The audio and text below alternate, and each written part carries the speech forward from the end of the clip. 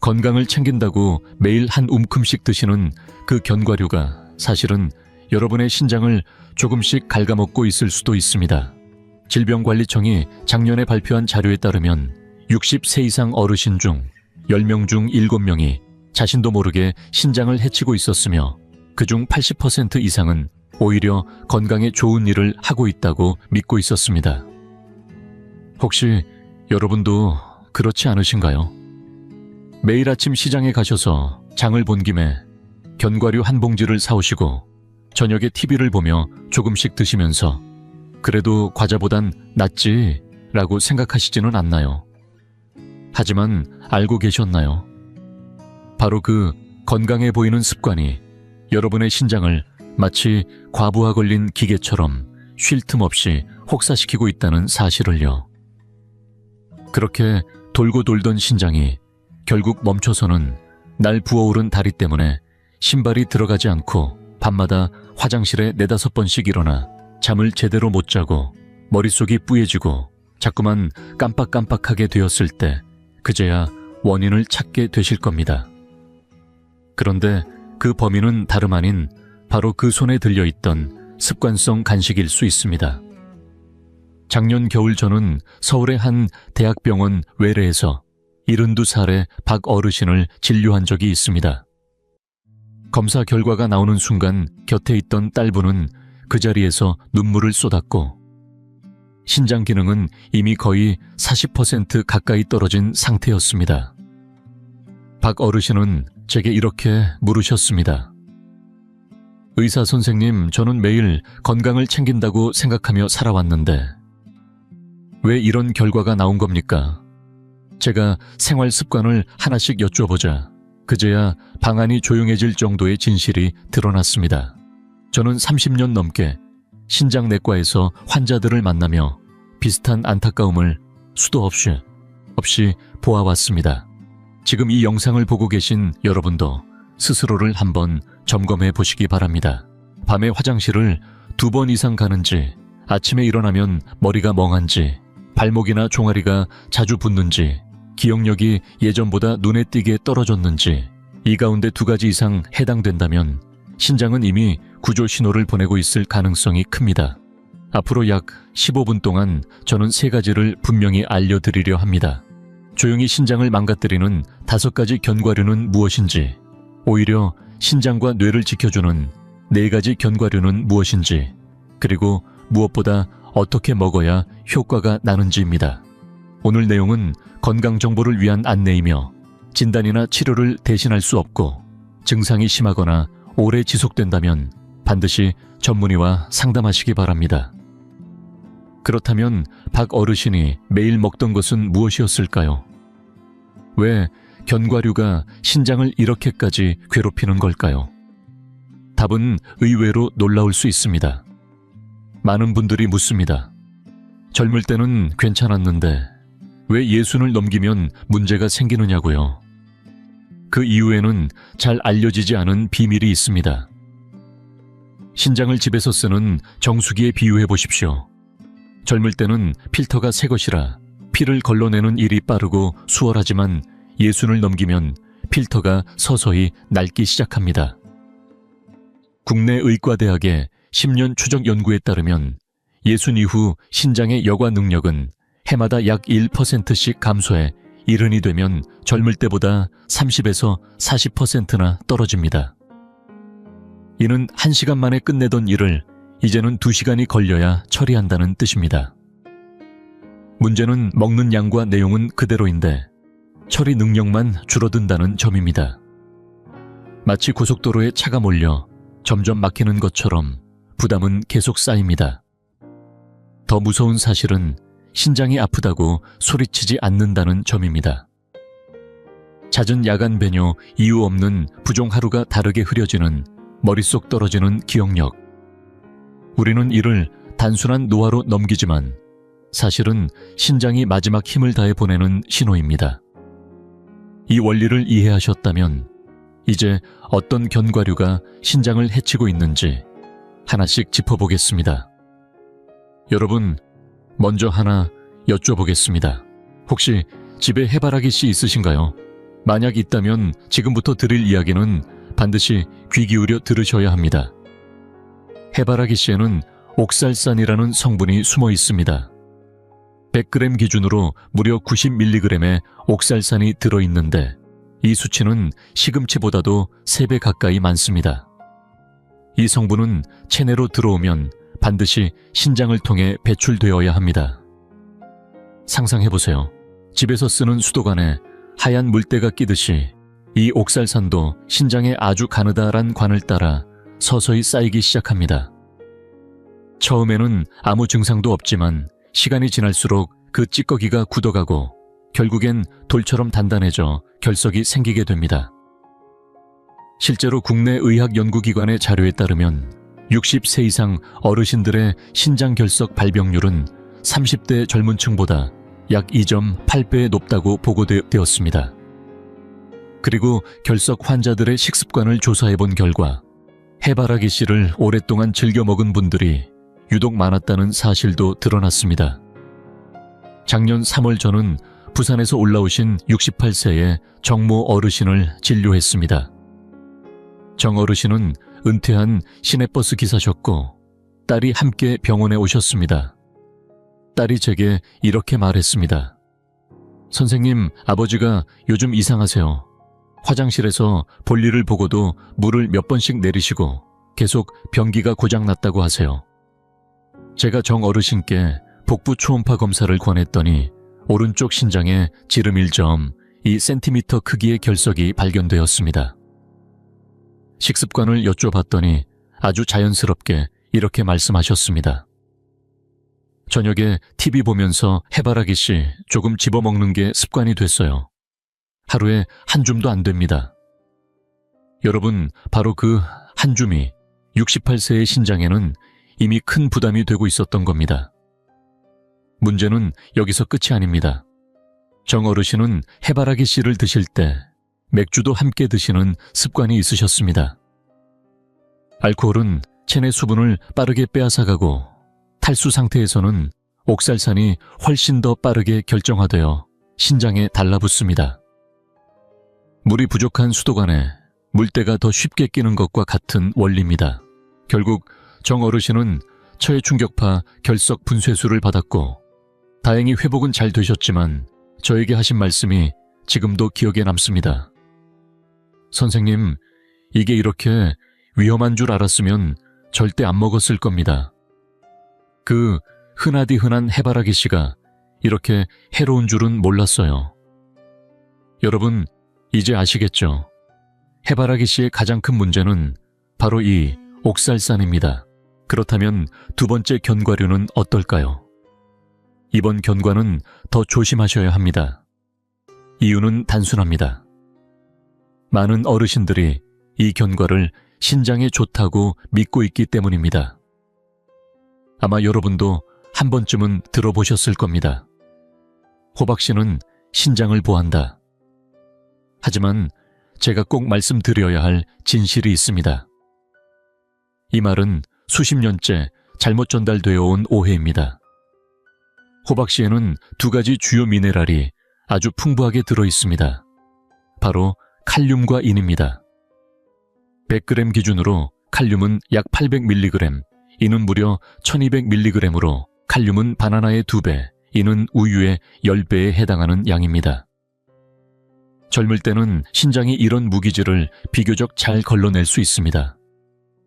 마치 쓰레기 처리장이 자동으로 작동하듯 불필요한 미네랄을 빨리 배출하죠.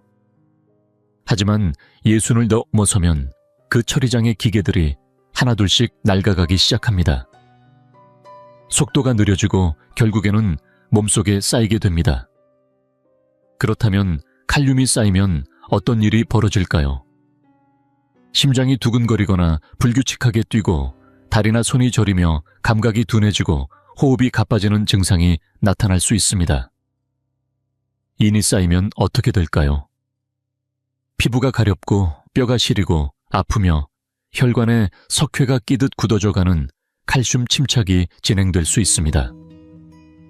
국내 대형 대학병원 연구팀이 65세 이상 노인 320명을 대상으로 2년 동안 추적 조사한 결과 혈중인 수치가 기준치 이상으로 높은 분들 중 38%가 꾸준히 호박씨를 섭취해온 것으로 나타났습니다. 작년 여름 대구 달서구에 사시는 70세 이모 여사님이 저를 찾아오셨습니다. 동사무소에서 일하시다 은퇴하신 분이었는데 그날 진료실에 들어오실 때부터 걸음걸이가 힘겨워 보였습니다. 다리가 많이 붓고 신발이 맞지 않아 끈도 제대로 묶지 못하고 계셨습니다. 제가 평소 드시는 건강보조식품이나 식습관을 여쭤보니 뜻밖에도 이렇게 말씀하셨습니다. 건강식품은 따로 안 먹고요. 그냥 매일 아침에 호박씨 한 줌씩 먹어요. 옆집 초 여사님이 이거 신장에 좋다고 해서 벌써 10년 넘게 먹고 있어요. 하지만 체혈 결과를 확인한 순간 이 여사님도 놀라움을 감추지 못하셨습니다. 혈중 칼륨 수치는 5.8 정상은 3.5에서 5.5 사이고 혈중인은 2.1로 정상 상한선인 1.5를 훌쩍 넘었습니다. 그분은 당황한 얼굴로 말씀하셨습니다. 선생님, 저는 몸에 좋으라고 챙겨 먹은 건데요. 왜 오히려 병이 된 거죠? 제가 조용히 설명드렸습니다. 젊었을 때는 아무렇지 않았겠지만 지금은 신장이 그렇게 많은 칼륨과 인을 감당하지 못합니다. 이후 호박씨 섭취를 중단하고 식단을 조정한 뒤 석 달 후 다시 검사를 해보니 수치는 점차 정상 범위로 돌아왔고 다리 부종도 많이 가라앉았습니다. 그 뒤로 이 여사님은 주변 분들에게 늘 이렇게 말씀하신다고 합니다. 보신하려고 아무거나 먹다간 더 허약해지는 수가 있어요. 내 몸에 맞는 보약이 따로 있지. 남 말만 믿고 덮어놓고 먹다간 큰일 납니다. 해바라기 씨의 문제는 옥살산이었고 호박씨의 문제는 과도한 칼륨과 인이었습니다. 세 번째 견과류는 영양소 자체가 문제가 아닙니다. 진짜 문제는 눈에 보이지 않는 독성 물질에 있습니다. 더 놀라운 건 이 견과가 너무 흔하다는 점입니다. 거의 모든 집에 있고 누구나 쉽게 사 먹는 가장 저렴한 간식 중 하나입니다. 하지만 그 속에는 생각보다 비싼 대가가 숨어 있습니다. 바로 땅콩입니다. 땅콩에는 두 가지 위험이 숨어 있습니다. 첫 번째는 아플라톡신입니다. 땅콩은 저장 환경이 나쁘거나 오래되면 쉽게 곰팡이가 피고 그 과정에서 강력한 독소인 아플라톡신이 생성됩니다. 세계보건기구에서는 이 물질을 1급 발암물질로 지정하고 있을 정도입니다. 식약처의 검사 자료에 따르면 시중에 유통 중인 땅콩 가공 제품 중 약 8%에서 아플라톡신 기준 초과 검출이 확인되었으며 특히 포장 없이 판매되는 벌크 땅콩의 경우 그 위험이 훨씬 더 큽니다. 이 독소는 간뿐 아니라 신장에도 심각한 손상을 일으킵니다. 두 번째 위험은 나트륨입니다. 시중의 대부분 땅콩은 소금의 볶은 제품들입니다. 50g의 땅콩에는 약 200mg의 나트륨이 들어있는데 이는 하루 권장 섭취량의 10%에 해당하는 양입니다. 고나트륨은 혈압을 높이고 신장에 걸리는 부담을 키우며 심한 경우 몸이 쉽게 붓는 부종을 일으킬 수 있습니다. 여기에 만약 술을 곁들이게 되면 상황은 더욱 나빠집니다. 술은 체내 수분을 빼앗고 탈수 상태에서 높은 나트륨이 함께 작용하면 신장은 마치 사막 한가운데서 쉬지도 못하고 일만 하는 상태가 됩니다. 작년 추석 연휴가 끝난 직후 광주 서구에 사시는 65살 김모 어르신이 저를 찾아오셨습니다. 젊은 시절에는 중식당 주방장으로 일하셨던 분이었습니다. 그날 오신 김 어르신은 유난히 피곤해 보였고 눈밑은 거무스름했으며 소변 색깔도 평소보다 진하다고 하셨습니다. 제가 연휴 동안 무엇을 하셨냐고 물었더니 이렇게 대답하셨습니다. 그냥 집에서 야구 중계 보면서 땅콩 좀 까먹고 맥주 한두 잔 곁들였죠. 한 사흘 정도. 하루에 먹는 양을 여쭤보니 그리 많지는 않아요. 그냥 한 공기 정도. 어차피 땅콩은 싸니까요. 라고 하셨습니다. 검사 결과는 심각했습니다. 간 수치는 135로 정상 범위인 40-110을 크게 넘었고 요산 수치도 560으로 기준치를 초과했으며 간 기능 검사도 전반적으로 이상이 있었습니다. 저는 조심스럽게 설명드렸습니다. 김 선생님, 이번 연휴에 드신 땅콩과 맥주가 간과 신장을 한꺼번에 혹사시킨 겁니다. 김 어르신은 후회스러운 표정으로 말씀하셨습니다. 선생님, 이게 이렇게 위험한 줄 알았으면 절대 그렇게 안 먹었죠. 땅콩이야 흔하고 싸서 대수롭지 않게 생각했는데 이럴 줄이야. 이후 2주간 집중 치료와 더불어 땅콩과 술을 완전히 끊으신 결과 수치는 점차 안정되기 시작했습니다. 여러분, 땅콩은 작고 흔하지만 60세 이후의 몸에는 결코 가볍게 볼 수 없는 간식입니다. 지금까지 3가지 해로운 견과류를 정리해 드렸습니다. 첫 번째, 해바라기 씨는 옥살산이 신장 결석을 유발합니다. 두 번째, 호박 씨는 과도한 칼륨과 인으로 전해질 균형을 무너뜨립니다. 그리고 세 번째, 땅콩은 아플라톡신과 나트륨으로 간과 신장을 동시에 공격합니다. 이제 네 번째, 견과입니다. 문제는 여전히 심각합니다. 보기엔 말랑하고 달콤한 이 견과는 우리의 혈당을 마치 롤러코스터 태우듯 요동치게 만듭니다. 바로 캐슈넛입니다. 캐슈넛의 문제는 다른 곳이 아니라 바로 탄수화물에 있습니다. 100g 기준으로 캐슈넛에는 30g에 가까운 탄수화물이 들어 있습니다. 이 수치는 아몬드의 2배, 호두의 3배 수준입니다. 탄수화물은 우리 몸에 들어오면 곧바로 포도당으로 전환되어 혈당을 올립니다. 이때 혈당은 빠르게 치솟고 몸은 이를 낮추기 위해 인슐린을 급하게 분비합니다. 문제는 여기서부터입니다.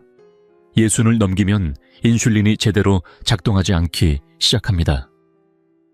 마치 녹슨 열쇠가 자물쇠에 들어가도 잘 돌지 않는 것처럼 인슐린의 민감도가 떨어지는 것이죠. 이를 의학적으로는 인슐린 저항성이라고 합니다. 질병관리청의 전국 조사에 따르면 60세 이상 인구의 약 40%가 이미 인슐린 저항성이 나타나고 있으며 이는 당뇨병으로 가는 초기 신호입니다. 문제는 혈당이 들쑥날쑥하게 되면 신장에도 상당한 스트레스가 간다는 점입니다. 마치 수압이 불안정한 수도관이 점점 손상되는 것처럼 혈당의 불안정은 신장의 미세혈관을 끊임없이 자극합니다. 그뿐만이 아닙니다. 뇌는 안정적인 에너지원이 필요한 기관인데 혈당이 출렁이면 집중력도 흐트러지고 기억력은 점점 떨어집니다. 특히 식사 후 심하게 졸리는 증상은 뇌가 제 역할을 못하고 있다는 신호일 수 있습니다. 국내 한 대학병원 신경과 연구진이 1,500명의 노인을 5년간 추적 관찰한 결과 혈당이 자주 급변하는 이들의 인지기능 저하 위험은 안정적인 혈당을 유지한 그룹보다 무려 60%나 더 높았습니다. 작년 가을 경기 수원에 사는 69세 강모 여사님이 진료실을 찾으셨습니다. 은퇴한 중학교 국어 교사셨던 그분은 최근 들어 말한 내용을 자주 잊고 식사 후엔 꼭 졸려서 누워야 한다며 걱정된다는 딸과 함께 오셨습니다. 제가 간식을 뭘 드시냐고 묻자 이렇게 말씀하셨습니다. 제가 원래 혈당이 조금 높거든요. 병원에서는 설탕은 피하라고 해서 캐슈넛을 매일 조금씩 먹어요. 견과류는 혈당에 좋다고 하잖아요. 여러분, 여기서 바로 문제가 보이시나요? 캐슈넛은 분명 견과류이지만 그 안에 탄수화물 함량은 결코 낮지 않습니다. 실제로는 흰쌀밥과 큰 차이가 없을 정도로 혈당을 빠르게 올릴 수 있는 음식입니다. 제가 식후 2시간 혈당을 측정해보라고 권했고 캐슈넛을 한 줌 먹은 후 재본이 11.8까지 올라갔습니다. 원래 정상 수치는 7.8 이하여야 합니다. 저는 강 여사님께 캐슈넛 대신 아몬드로 바꾸고 하루 한 줌 이하로 줄이시되 식사 후 15분간 산책을 권했습니다. 3주 뒤 다시 오셨을 때 혈당은 8.5로 내려왔고 요즘은 머리도 한결 맑고 기억력도 예전보다 나아진 것 같아요 라고 웃으셨습니다. 그리고 이렇게 덧붙이셨습니다. 나는 그동안 좋은 줄 알고 했던 건데 알고 보니 내 몸에는 오히려 안 좋았더라고요. 견과류도 골라야 하네요. 여러분, 지금까지 4가지 견과류를 소개해드렸습니다. 해바라기 씨는 옥살산으로 결석을 부르고 호박 씨는 칼륨과 인과다로 전해질 균형을 깨뜨리며 땅콩은 독소와 나트륨으로 간과 신장을 동시에 해치고 캐슈넛은 높은 탄수화물로 혈당을 흔들고 인슐린 저항을 불러옵니다. 마지막 5번째 견과는 다소 의외일 수 있습니다. 가격이 비싸기 때문에 많은 분들이 비싸면 좋은 것이라 믿기 쉽지만 실제로는 60세 이후의 몸에는 정반대일 수 있습니다. 때로는 소박한 밥상에 올라온 조선된장과 쌈채소가 값비싼 고급 식재료보다 더 깊이 몸을 살립니다. 오늘 말씀드릴 이 견과는 바로 마카다미아입니다. 문제는 단 하나, 바로 지방입니다. 마카다미아 100g에는 무려 76g의 지방이 들어있습니다. 비율로 보면 76% 거의 버터와 맞먹는 수준입니다. 그렇다면 왜 이런 고지방 식품이 60세 이후에는 부담이 될까요? 우리 몸속 소화기관을 하나의 생산 라인, 즉 컨베이어 벨트라고 생각해 보세요. 위에서 소장대장을 거쳐 간과 신장까지 영양이 전달되는 이 시스템은 젊을 때는 속도가 빠릅니다. 그래서 지방도 큰 문제 없이 흡수되고 배출됩니다. 하지만 나이가 들면 이 컨베이어 벨트의 속도는 점점 느려지게 됩니다. 위산은 줄고 장의 연동 운동은 느려지며 쓸개즙도 부족해지고 간의 대사 능력은 떨어지며 신장은 점점 부담을 느끼기 시작합니다. 그 결과 지방이 많은 음식을 섭취하면 마치 퇴근길의 고속도로처럼 소화계 전반이 꽉 막히게 되는 것입니다. 처음에는 구역질 더부룩함, 기름진 변과 같은 증상으로 나타나고 장기적으로는 혈중 중성지방, 상승지방간, 체중 증가 신장 부담으로 이어집니다. 경북 포항의 대학교 병원 영양학 연구팀이 800명의 어르신을 대상으로 삼 연간 추적 관찰한 연구에서 고지방 시기를 지속한 그룹은 신장 사구체 여과율이 연 평균 1.8배 빠르게 감소했습니다. 이는 노화보다 더 빠른 속도로 신장이 손상되고 있다는 것을 의미합니다. 올해 설 연휴 직전 대전 유성구에 사는 74세의 정동기 어르신이 외래 진료를 오셨습니다. 은퇴한 건축기술자이신데 아드님이 먼저 말씀하셨습니다.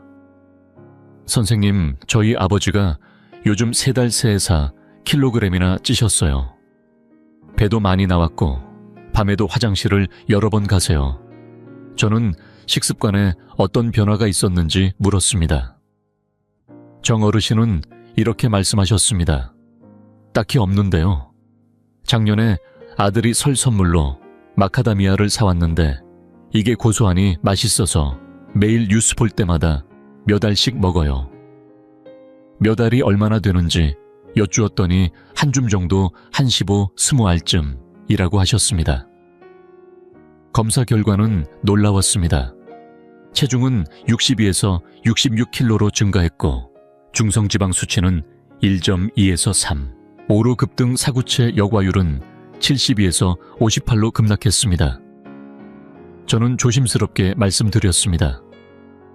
어르신 하루에 드신 마카다미아 한 줌이 사실상 반 공기 분량의 기름을 매일 드신 셈이에요. 간도 신장도 그 부담을 버티기 어렵습니다. 정 어르신은 깜짝 놀라시며 말씀하셨습니다. 아니 그렇게 비싼 건데 몸에 좋을 줄만 알았지 해로울 거라곤 생각도 못했네요.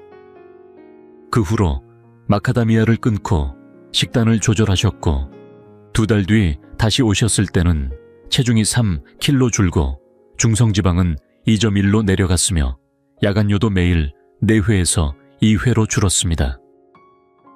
정 어르신은 마지막에 이렇게 말씀하셨습니다. 이제야 알겠어요. 비싸다고 다 좋은 건 아니고 내 몸에 맞는 게 진짜 좋은 거더라고요. 이렇게 오늘 소개해드린 5가지 견과류는 각기 다른 방식으로 우리 몸, 특히 신장을 해치고 있습니다. 해바라기 씨는 옥살산으로 결석을 부르고 호박 씨는 칼륨과 인의 과다로 전해질 균형을 무너뜨리며 땅콩은 곰팡이 독소와 나트륨으로 간과 신장을 동시에 해칩니다. 캐슈넛은 높은 탄수화물로 인해 혈당을 출렁이게 만들고 인슐린 저항성을 유발하며 마지막으로 마카다미아는 과도한 지방으로 인해 소화기계는 물론 신장에도 큰 부담을 줍니다. 그렇다면 이제 궁금하실 겁니다. 도대체 어떤 견과류를 먹어야 할까요? 지금부터 소개할 4가지 견과는 오히려 신장을 보호하고 뇌 건강에도 큰 도움이 됩니다.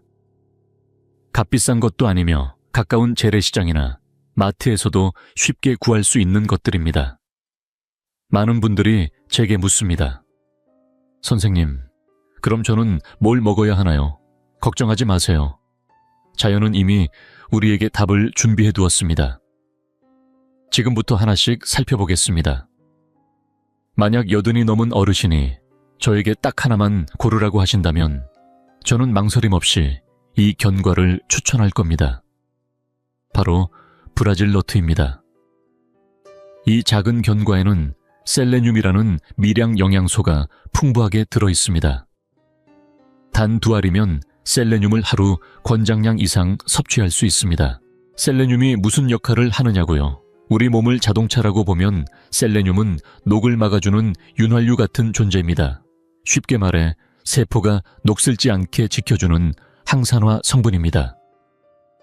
신장과 뇌는 특히 산화 스트레스에 약한 기관입니다.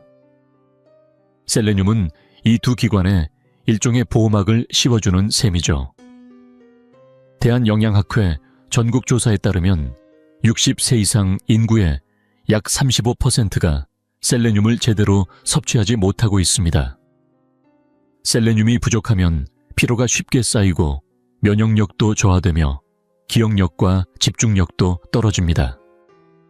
심장과 혈관에도 부담이 가중되죠. 서울대병원 노인의학과는 10년에 걸쳐 2,000명의 어르신을 추적했습니다. 그 결과 셀레늄을 충분히 섭취한 그룹은 인지기능이 급격히 떨어질 확률이 셀레늄 부족 그룹보다 47% 낮았습니다. 올해 1월 부산 동래구에 사시는 68세 박정순 어르신이 저를 찾아오셨습니다. 은퇴하신 초등학교 선생님이신데 따님이 걱정스레 말씀하셨습니다. 선생님, 저희 엄마가 요즘 계속 멍하다고 하세요. 머리가 자주 띵하고 집중도 잘 안 되고요. 혈액검사 결과 혈중 셀레늄 수치는 0.58이었습니다. 정상이 0.7 이상인데 꽤 낮은 수치였죠. 저는 하루에 딱 하나, 아침 식사 30분 후 브라질 너트를 한 알만 드시라고 권했습니다. 다른 건 바꾸지 않아도 된다고 말씀드렸습니다. 3주 뒤 박 어르신이 다시 오셨습니다. 선생님, 요즘 확실히 머리가 맑아졌어요. 책도 다시 읽게 되고 할 일도 기억이 잘 나요. 혈중 셀레늄 수치도 0.8까지 회복되었고 전보다 확연히 달라진 모습이었습니다. 박 어르신이 마지막에 이렇게 물으셨습니다. 아니, 이 조그만 견과 하나가 그렇게 대단한가요? 저는 웃으며 대답했습니다. 우리가 간절히 필요한 건 늘 큰 고기나 비싼 음식이 아닐 수도 있습니다. 몸이 딱 필요로 하는 영양소 하나가 없을 때 삶의 질은 눈에 띄게 달라질 수 있습니다.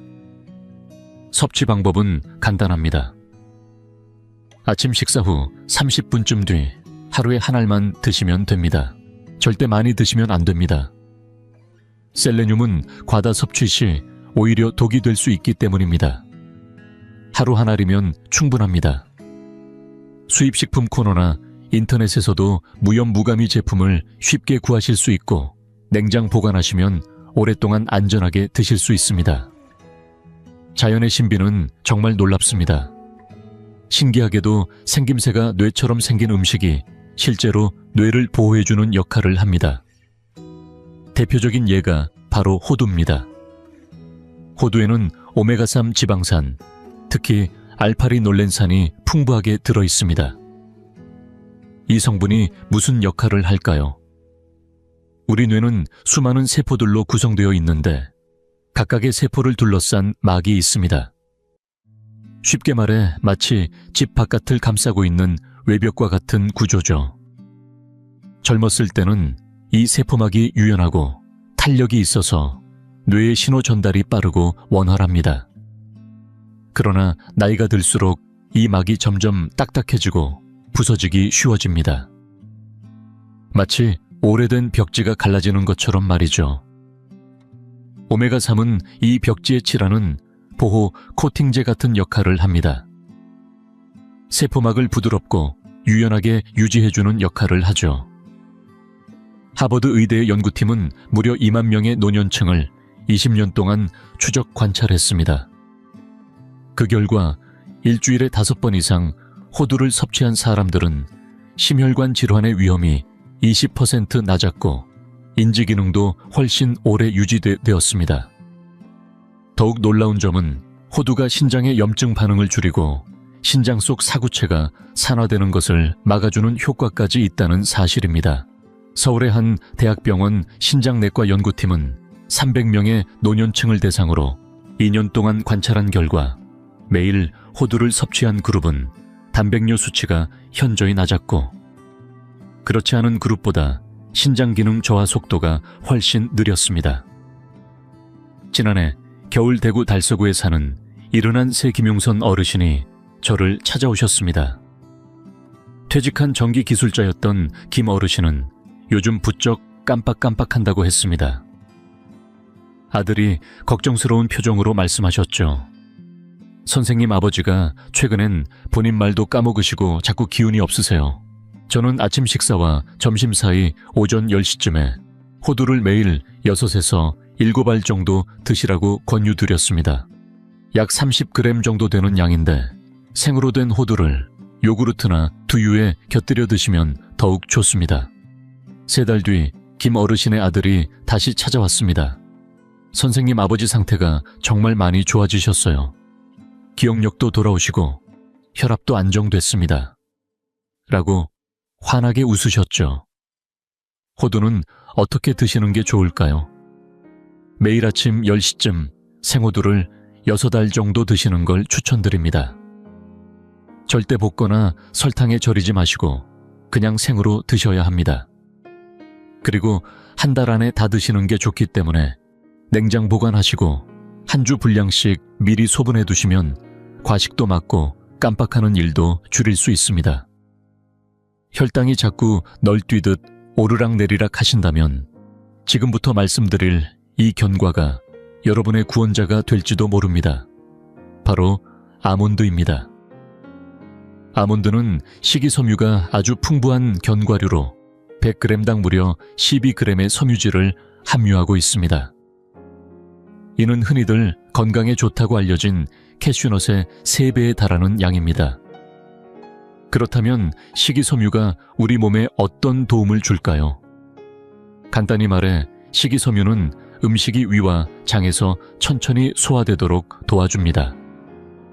덕분에 혈당이 급격히 치솟는 일이 줄어들고 부드럽게 올라갔다가 안정적으로 유지되게 되는 것이죠. 마치 자동차가 갑자기 밟는 급가속 대신 천천히 부드럽게 가속하는 느낌이라고 생각하시면 됩니다. 이 방식이 훨씬 연료도 절약되고 안전하듯 혈당도 그렇게 다뤄야 건강해집니다. 대한당뇨병학회의 연구에서도 아몬드를 식사 사이에 간식으로 섭취한 그룹이 그렇지 않은 그룹보다 식후 혈당 상승폭이 평균 30% 낮은 것으로 나타났습니다. 게다가 아몬드는 칼륨 함량이 높으면서도 나트륨 함량이 낮기 때문에 혈압을 올리거나 신장에 부담을 주지도 않습니다. 오히려 혈압 안정에 도움을 주는 역할을 하죠. 수원 팔달구에 사는 73세 마석진 어르신은 평생 회계사로 일하다가 은퇴하신 분입니다. 평소 당화혈색소가 7.2로 약을 복용하라는 권유를 받았지만 본인은 약에 의존하기 전에 식단을 바꿔보고 싶다고 하셨습니다. 그래서 저는 마 어르신께 매일 오후 3시에 생아몬드 10알에서 15알 정도를 녹차 한 잔과 함께 드시도록 권했습니다. 그리고 아침 저녁으로 각각 30분씩 산책을 추가해보자고 했죠. 3달 후 다시 뵌 마 어르신의 혈당 수치는 놀라운 변화를 보였습니다. 당화혈색소는 6.5까지 떨어졌고 식후 혈당도 훨씬 더 안정적으로 유지되고 있었습니다. 어르신은 환하게 웃으며 이렇게 말씀하셨습니다. 이제 오후 3시만 되면 아몬드 먹는 시간이 기다려져요. 하루 중 가장 기분 좋은 시간이 됐습니다. 그렇다면 어떻게 먹어야 할까요? 하루 권장량은 오후 3시쯤 공복이 아니면서 식사와도 너무 멀지 않은 시간에 10개에서 15개의 생아몬드를 드시는 겁니다. 볶거나 소금에 절인 제품은 피하고 무가당 생아몬드를 고르셔야 합니다. 하루 총 섭취량은 30g을 넘기지 않는 것이 좋고 오전에는 호두를 오후에는 아몬드를 먹는 방식으로 시간대를 나누면 영양 균형도 맞출 수 있습니다. 밤에 4-5번씩 자꾸 깨신다면 지금 필요한 건 수면제가 아니라 작고 고마운 이 견과일지도 모릅니다.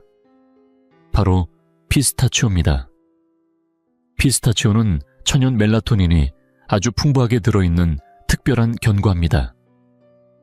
50g 기준으로 무려 660 마이크로그램의 멜라토닌을 함유하고 있어 다른 견과보다 10배 이상 많습니다.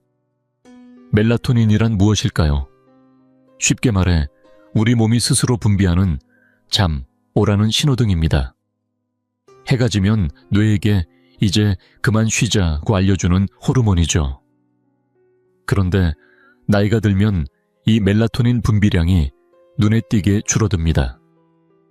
특히 60세가 넘으면 분비량이 절반 이하로 떨어지기 때문에 밤에 자주 깨고 새벽에 일찍 깨는 일이 부쩍 많아집니다.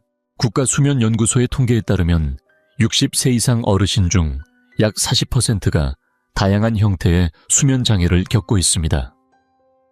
10명 중 4명이 숙면을 못하고 있다는 뜻입니다. 피스타치오는 수면제를 대신하는 약은 아니지만 우리 몸이 원래대로 자연스럽게 숙면의 리듬을 되찾도록 도와주는 역할을 합니다.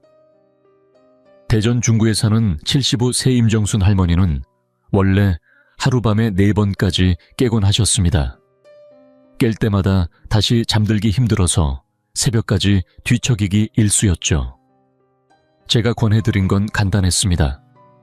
잠자기 1시간 전 따뜻한 우유 한 잔과 함께 피스타치오 15알에서 20알 정도를 드셔보시라고 했습니다. 3주 뒤 임 할머니는 이렇게 말씀하셨습니다. 이젠 많아야 2번, 어떤 날은 1번도 안 깨고 자요. 자고 일어났을 때 몸이 훨씬 가볍고 개운해졌어요. 잠의 질이 바뀌자 하루의 시작이 달라졌다고 하셨습니다. 그럼 어떻게 드셔야 할까요? 밤 9시쯤 잠들기 1시간 전에 피스타치오 15알에서 20알 정도를 준비하시고 따뜻한 우유 한 컵과 함께 드시면 됩니다. 반드시 무가염 무첨가 원물 그대로의 피스타치오를 선택하시고 너무 늦게 드시면 소화가 안 되고 너무 일찍 드시면 효과가 희미해질 수 있습니다. 잠들기 정확히 1시간 전 그 타이밍이 가장 좋습니다. 자, 여러분, 지금까지 신장을 보호하는 4가지 좋은 견과류에 대해 말씀드렸습니다. 이제 제가 직접 사용하고 있는 하루 견과 루틴을 시간대별로 정리해 드릴게요. 아침 7시, 아침 식사 후 30분쯤에 브라질 너트 한 알, 오전 10시에는 호두 6에서 7알 정도를 요거트와 함께 드시면 좋습니다. 점심 12시는 일반 식사만 하시고 견과는 쉬어갑니다. 오후 3시에는 아몬드 15알을 녹차와 함께, 밤 9시 잠들기 1시간 전에는 피스타치오 20알과 따뜻한 우유 한 잔, 하루 총량은 40g 이내로 조절하시면 충분합니다. 이 일정표가 도움이 되셨다면 좋아요. 한번 눌러주시고 댓글에 저장했습니다. 한마디 남겨주세요. 제가 여러분이 진심으로 따라오고 계신지 확인할 수 있는 작은 신호가 됩니다. 자, 지금까지 정리해 보겠습니다. 주의해야 할 5가지 경과는 이렇습니다. 첫째, 해바라기 씨는 옥살산이 많아 신장 결석을 유발할 수 있습니다. 둘째, 호박 씨는 칼륨과 인이 과다에 전해질 불균형을 일으킬 수 있습니다. 셋째, 땅콩은 아플라톡신과 나트륨이 많아 간과 신장을 동시에 해칩니다. 넷째, 캐슈넛은 탄수화물이 높아 혈당을 급격히 올립니다. 다섯째, 마카다미아는 지방 함량이 너무 높아 60세 이후 소화기에 부담을 줍니다. 반면에 추천드리는 4가지 견과는 다음과 같습니다. 브라질 너트는 셀레늄이 풍부해 강력한 항산화 작용을 합니다. 호두는 오메가3이 풍부해 뇌와 신장을 보호합니다. 아몬드는 식이섬유 덕분에 혈당 조절에 탁월하고, 피스타치오는 멜라토닌 덕분에 숙면에 도움을 줍니다. 이제 5가지 기본 원칙을 기억하세요. 첫째, 견과류는 식사 대용이 아닌 간식으로만 드세요. 둘째, 무염 무가당 가공되지 않은 원물 그대로를 선택하세요. 셋째, 하루 총량은 40g 이하로 제한하세요. 넷째, 개봉 후 30일 안에 냉장 보관하여 드세요. 다섯째, 이미 신장 질환이 있거나 혈압약, 당뇨약을 복용 중이시라면 반드시 의사와 상의 후 섭취하세요. 혹시 기억이 잘 안 나신다면 괜찮습니다. 지금 화면 캡처하거나 영상을 저장해 두시면 됩니다. 실제로 많은 환자분들이 이 방법을 실천하신 후 눈에 띄는 변화를 경험하셨습니다. 첫째 주에는 야간요 횟수가 4번에서 3번으로 줄고 수면의 질이 개선되기 시작했고, 둘째 주에는 머리가 맑아지고 다리 부종이 덜하며, 셋째 주부터는 기억력이 되살아나고 하루가 훨씬 활기차졌다는 분들이 많았습니다. 한 달쯤 지나면 몸이 한결 가벼워지고 혈압도 안정되었다는 후기들을 자주 듣습니다. 이건 기적이 아닙니다. 단지 여러분의 몸이 드디어 제대로 된 영향을 받기 시작했기 때문입니다. 그리고 불필요한 부담을 내려놓기 시작했기 때문입니다. 저는 30년 넘게 신장내과에서 환자들을 만나왔습니다. 너무 많은 어르신들이 그저 조금만 일찍 알았더라면 피할 수 있었을 병으로 투석실에 누워 계시는 모습을 봤습니다. 그때마다 마음이 참 무겁습니다. 특히 그분들 대부분이 좋다고 믿고 먹은 것 때문에 병을 키웠다는 사실이 너무나 안타깝습니다. 우리는 노화를 멈출 순 없습니다. 하지만 어떻게 늙어갈지는 스스로 선택할 수 있습니다. 점점 약해지고 누군가의 손을 빌려야 하는 삶이 아니라 맑은 정신과 건강한 몸으로 손주들을 안아줄 수 있는 노년을 원하신다면 그 시작은 바로 오늘, 바로 지금 여러분이 먹는 음식에서 시작됩니다. 건강은 멀리 있는 목표가 아닙니다. 오늘, 내일, 그리고 매일의 작은 선택이 쌓여서 만들어지는 결과입니다. 오늘부터 딱 한 가지 견과류만 바꿔보는 것부터 시작해보세요. 이 길 저와 함께 천천히, 그러나 꾸준히 걸어가 봅시다. 마지막으로 다시 한번 강조드립니다. 현재 신장 질환이 있거나 혈압약, 당뇨약을 복용 중이신 분들은 반드시 주치의와 상의 후 조절하셔야 하며, 오늘 드린 내용은 건강한 노년층을 위한 일반적인 식이 가이드입니다.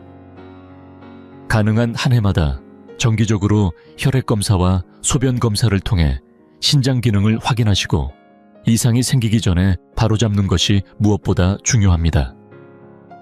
오늘 영상이 도움이 되셨다면 4가지 부탁을 드립니다. 첫째, 좋아요로 응원해주세요. 더 많은 어르신들에게 이 영상이 닿을 수 있도록요. 둘째, 구독 버튼을 눌러주세요. 앞으로도 실용적인 건강 정보를 꾸준히 전해드리겠습니다.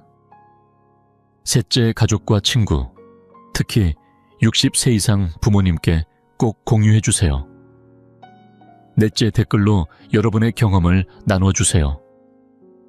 그 한 줄의 경험이 다른 분께는 큰 도움이 될 수 있습니다. 저는 서울 신촌에 있는 신장내과 전문의 김준호입니다. 신장 건강만을 30년간 연구해온 현장 전문가로서 다음 영상에서도 여러분께 꼭 필요한 정보를 진심으로 전달드리겠습니다. 우리 다음 시간에 또 만나요.